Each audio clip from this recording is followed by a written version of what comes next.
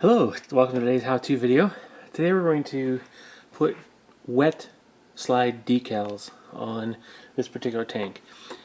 Now, as I mentioned in a previous video, there's 3 different ways to put on decals. There's a dry transfer, there's wet slide or wet transfer, and then there's what I kind of call paper decals. And there are 3 different effects, 3 different applications. There's no one isn't better than any other. A lot of it has to do with the availability of the design that you have, that you want to put on the model, and which company might have that design. So today we're doing water slide decals.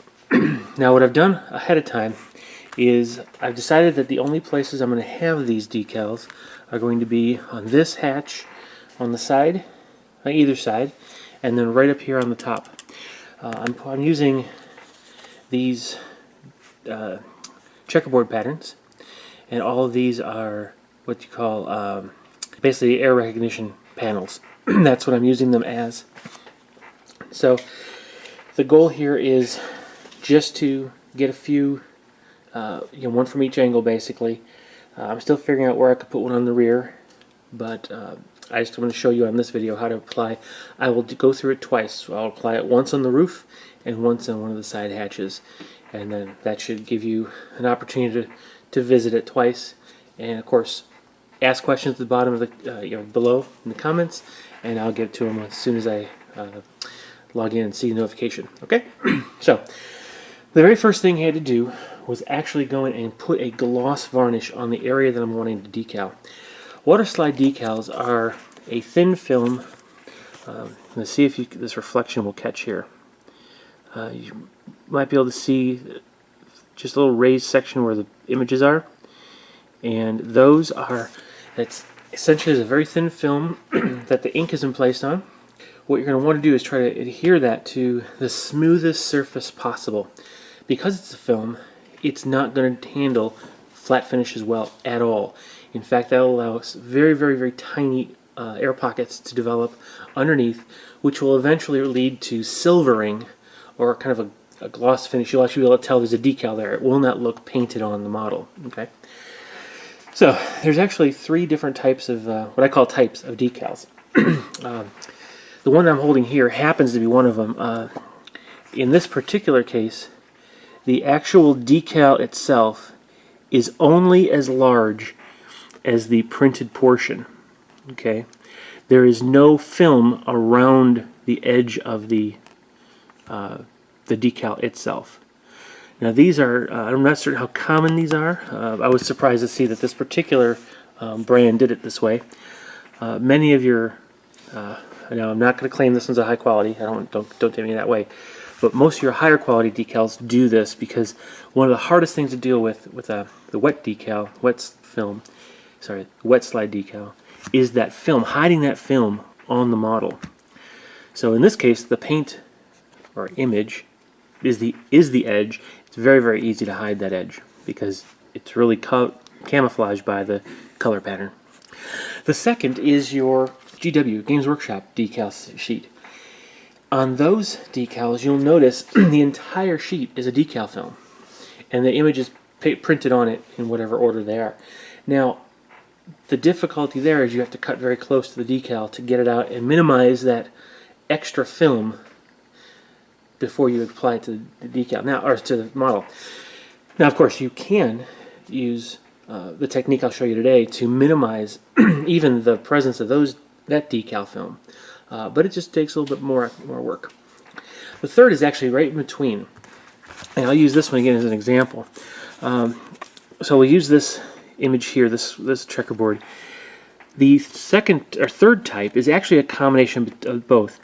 What they're actually doing now, Microscale is a decal company that does this, and what they'll do is they'll have the image, but the decal film will be slightly wider than that, and it will be in the same shape as the image itself. So if the image is kind of got some patterns to it, almost lobed, well, the decal film will be lobed. But what they've done is they've actually tapered the very edge of the decal film so that it's thinner on the outside and it kind of raises up to the body at the level of decal. So it's even easier to hide that than the regular GW style decal film. Alright, so like I said, we've put a gloss finish up top here, gloss finish here, we're ready to go, and it's just simply a matter of finding out which decal is going to work the best. So I take a look at the top here, you can see the gloss, and I'm trying to see which decal is going to be the right size, and as I was hoping, this large one is the perfect size. So it's going to stand out. Of course, air recognition panels are extremely important to help avoid friendly fire. It doesn't prevent it, but it definitely does minimize the opportunity for it. Alright, so what you need is a cup of warm water. Warm, it doesn't have to be really warm, but warm water is better. It loosens the film more easily. You will need a clean brush. Doesn't have to be, you don't want necessarily a fine point on it. A bushy brush is fine. But it has to be clean, because I'll show you the next piece you're going to need is going to actually make it easier for any paint that's left on the brush to appear on the decal itself. This next thing you're going to need is a bottle of solvent, a decal solvent. I would recommend something like Walther's Solvaset, but there's also a Microsolve by Microscale. And this is actually I had to transfer bottles. This is from a Champion decal company. It's the best decal solvent I've ever had and used in my life, but it was a family-owned business, and they decided to retire several years ago, back in the 2000s. And so sadly, my supplier's gone. This is all I've got left. It's basically a dilution of acetic acid. There's a few other chemicals in there, but mostly acetic acid. So you could possibly make your own. I would suggest maybe something on the order of 3 to 5% acetic acid and the rest water. But you have to experiment. The solvent is important because what it allows you to do is it actually softens the decal and softens the gloss coat or the paint, so that it actually allows the two to almost melt together. Okay, and that allows you to have a much stronger decal bond. So that's what I try to do here. The other thing that the solvent does is it helps it settle into cracks and crevices. Because what you're going to want to do is make sure that in this particular space there are no rivets, no seams, no nothing in either place on here. But if there were, the solvent would allow the areas overlapping the rivets to allow the decal to snug down around the rivet or snug down a little bit into the seam. What you can do then is, in the case of a seam, just take a real sharp razor blade and just slice down the seam and to cut the decal, and then apply some more of the solvent, and it'll just wrap it around the edge of the seam. It makes a really clean cut application. So what we're going to do here is I'm going to go ahead and set the camera up a little differently so that you'll be able to get a good view of what we're going to be doing. So just hold on a second while I get things set up. Thanks. Alright, I hope you can see that well. Alright, so what we're going to do, we're going to take you'll need a pair of tweezers as well. It's a good way to manage the decal. You're going to just take the decal and just place it on top of the water. It will naturally curl up. I'm sure some of you have already experienced that, already seen that. Okay, it may take a couple minutes, depending on the thickness of the decal paper and how porous it is. You can always dip it or just make sure it kind of floats on top. It just makes it easier to catch. What you're hoping to do is catch this before the decal separates from the backing, because when it's in the water, the glue will melt. Maybe I think you might be able to see the decal film is starting to lift, and that's exactly what you want. You don't want it to come all the way off though, because you're actually going to use the decal backing as a tool. Let me show you this. So when this is ready, it won't be but a few seconds more, I'm sure. Alright. There we go. Okay, it's starting to move around. Alright, so now what you do, the brush is dry, could have water in it, no big deal. You don't want the solvent on there yet. You just get the excess water off. Now use the brush to slide the decal off into the area you're going to want to put it. And then you can use the brush to maneuver the decal into position. Okay.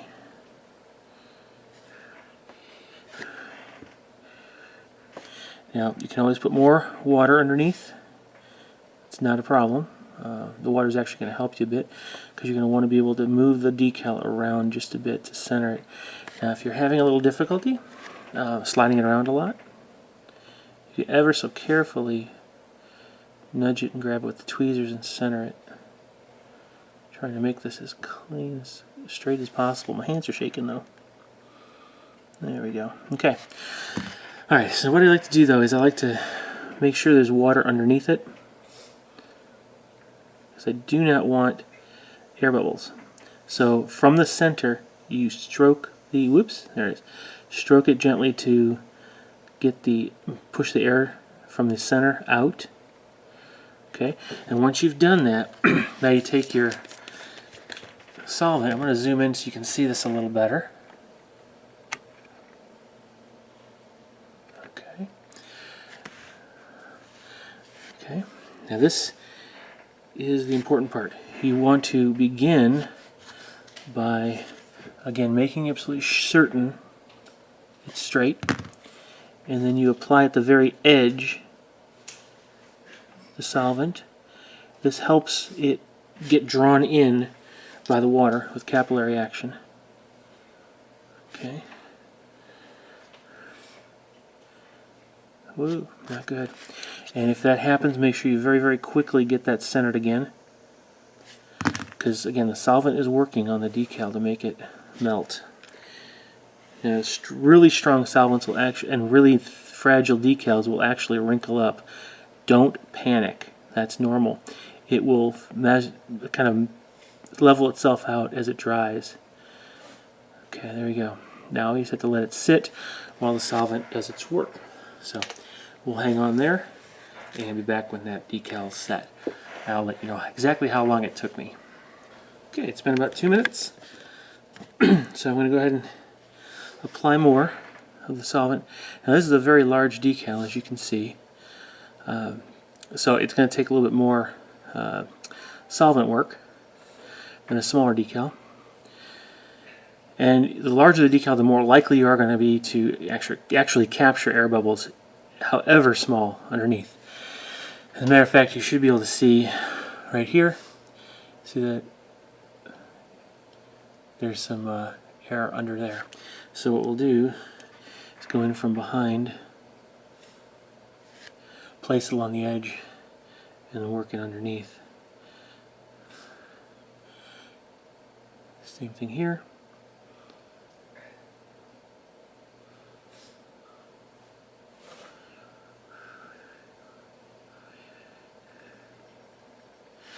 Alright. Again, leave that to rest. And I'll be back in a few minutes. Okay, it's been about 10 minutes. It's almost dry. You can see there's a little bit of waviness there, which is, like I said, the air bubbles that you try not to get in there. Again, it may happen. Don't let it throw you. Okay. Very, very easy to take care of. You're going to need a sharp knife. Very, very sharp X-Acto, number 17. This is better than a needle, because a needle actually has a more rounded tip. And what you're going to do here is you're going to actually come in from an angle, and you're going to puncture the decal just ever so slightly. You just want to make sure you break the skin of the decal wherever you see the actual bubbles. Okay, I have one down here. You can see there it opened up a bit. Okay, and that's what you're trying for. See, you can see how it flexes. That's what you're trying to avoid. Trying to getting a good layer of water beneath it, or a setting solution like decal set from Testers or Microset by Microscale. That'll help you, but water will work just as fine. Now once you do put those those holes, air escapes in there, then you can again take your solvent and begin applying it to those areas. And here you're going to press with the brush to work it in. This does not have the what do you call it? The surface tension of water. So this will actually work into the decals a lot better than water would ever. Okay.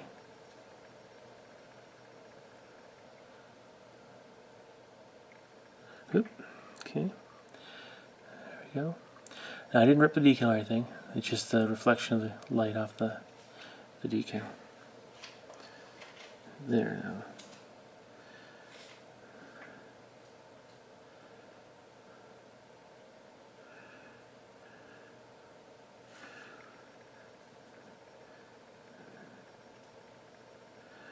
Then using the butt of the brush, what I call the butt, it's that end near the ferrule, you can press to try to move the air around and squeeze it out.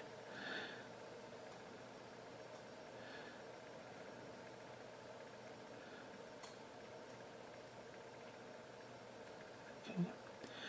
Now, some decals will be a lot more fragile than this and will actually like I said, wrinkle up, and then might become very difficult to, very soft. And when you touch it with the brush, is hard like I was with, I'm pushing on it, it'll actually break the decal. So it's always good when you're testing a decal out to find a segment of the decal film.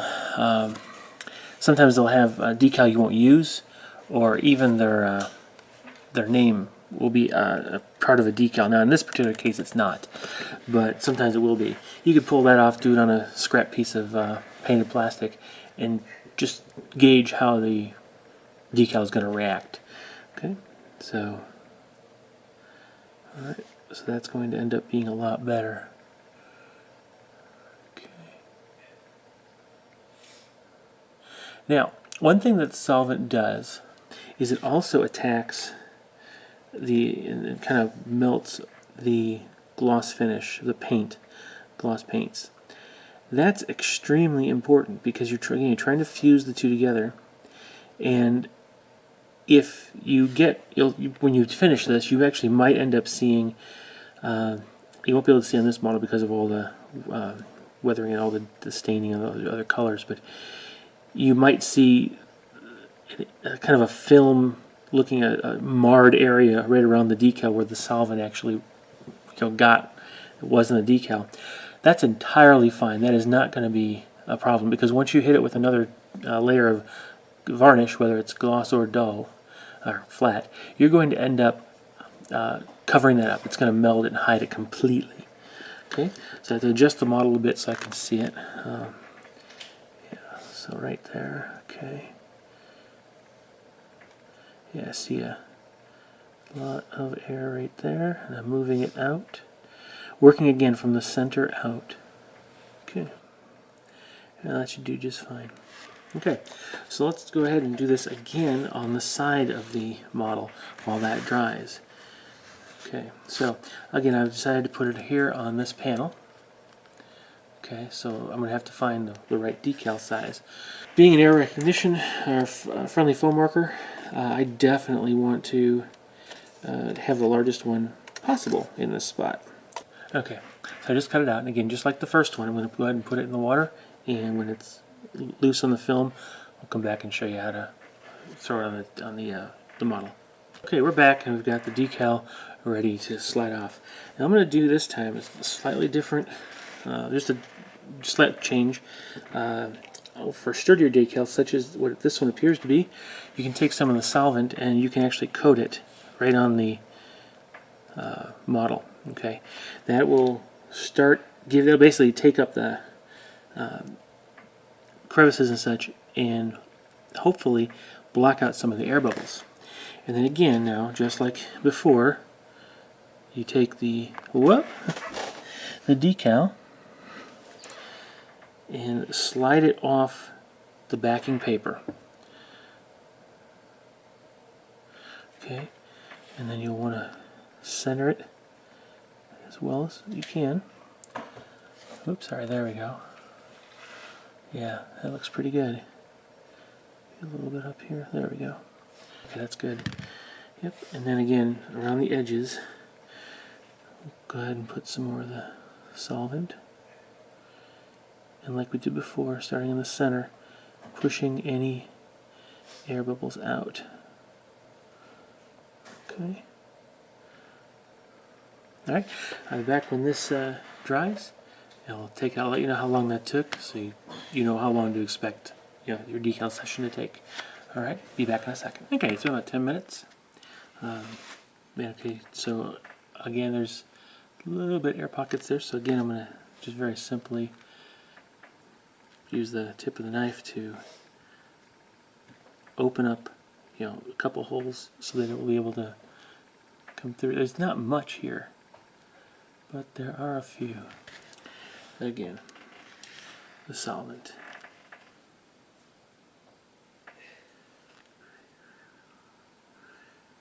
Again, pressing.